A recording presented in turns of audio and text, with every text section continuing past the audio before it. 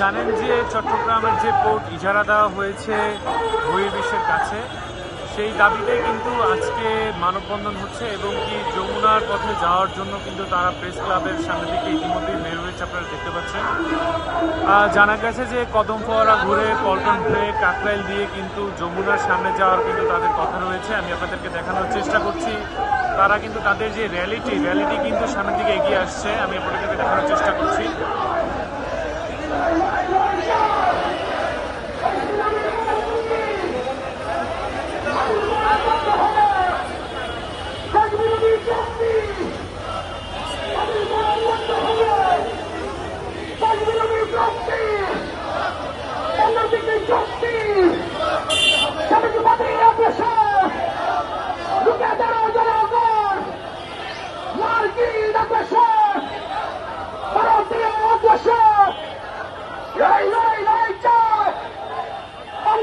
যেখানে